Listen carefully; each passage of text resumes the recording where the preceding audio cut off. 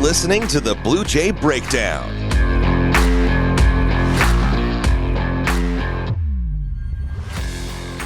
Welcome to the Bluejay Breakdown. Anna Bellinghausen and Drake Keeler talking some Creighton women's basketball. 7 Big East wins in a row for the Bluejays. We'll start with the Seton Hall win at home. Great defense in that fourth quarter. 15 points scored total between both teams in that. What stood out to you against Seton Hall?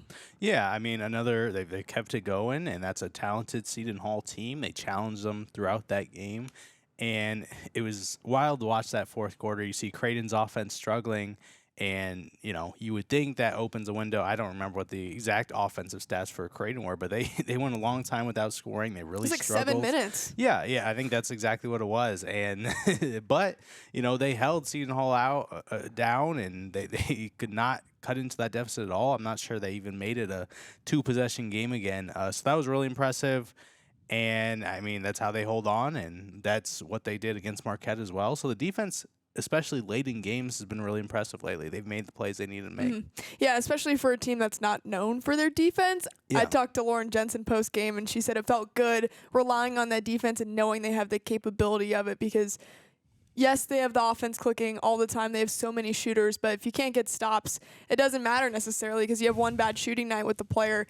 Defense really matters, Drake. Yeah, absolutely. And they have, I feel like the team themselves kind of downplays, how good what they can do defensively. And I get it because, they don't have that elite size. And that matters when you go up against, teams like UConn and some of the, top teams in the nation. But against a lot of these Big East teams, they've played really well defensively. Mallory Brake is a legit defender. She's going to be able to defend everywhere. She's often defending, if the best player, if not one of the best players on the other team. So she's really talented, and they make plays. They make plays when they need them, and it's been really, really good to see that. Had a thinner bench against Seton Hall. Kennedy Townsend was out, and then Keani Lockett was out with injury. We found out that Kennedy was just out with an illness, so she actually came back for that Marquette ball game. A huge win for Creighton, getting that one at home and getting some revenge against the Golden Eagles. Yeah, absolutely. And in that Seton Hall game, obviously, I think part of the late offensive struggles were there multiple players, playing 40 minutes. And Lauren Jensen, Molly Mogensen kind of struggled down the stretch offensively. But, again, it's another reason why that defense was so important. And against Marquette, that was a great basketball game. Lots of just great shot making. Kennedy Townsend put in some points in her return from the floor after the one-game absence. Mm-hmm. But, Creighton, I think, trailed at halftime. Lots of turnovers in that first half, gave up some offensive rebounds. That wasn't very pretty, but both teams were shooting just above 53% of the half. That's always fun to watch. And it's another thing where the defense came through. They were still behind to start the fourth quarter, but they held Marquette off the scoreboard, and they held them to, I think, 6 points up until that final 90 seconds, and that's how they came away with the win. I think you look at the final box score, Marquette scored 15 points in the fourth quarter, but most of that was, trying to play catch up in the very late stages of the game, and that's not going to work out very often. Yeah, Morgan Molly with 21 points, Lauren Jensen with 19. The shooters just continue to go. It feels like it can be anybody's night on this Creighton ball team. Absolutely. Morgan Molly made some tough shots. Emma Ronsick struggled. I think she was 2 for 10, but she made some plays late. Molly Mogensen had a great game. She's played really well against Marquette, strangely enough. But it's really been good to see that. I mean, obviously this offense is going to make plays, and they've been really exciting to watch this year.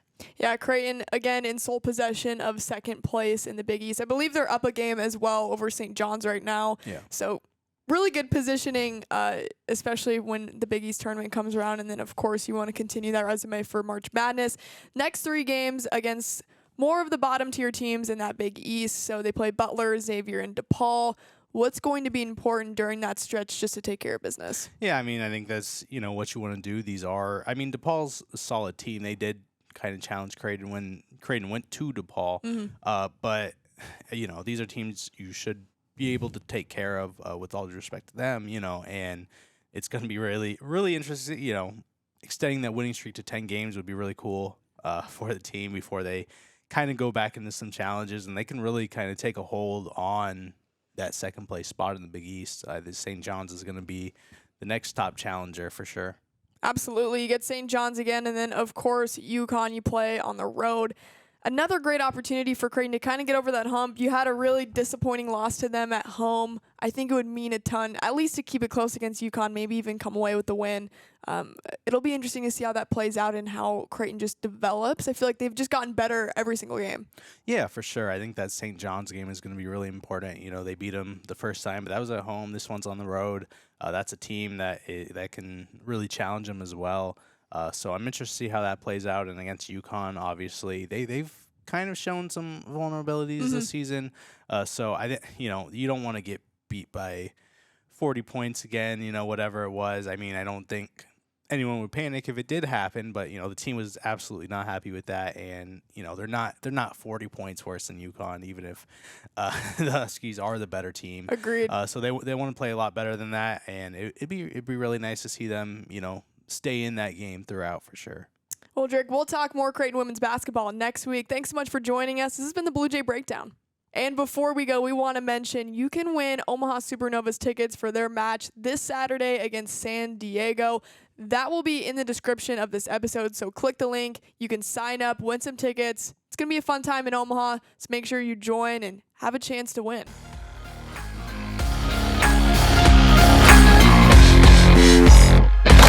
A Hurrdat Sports Network production.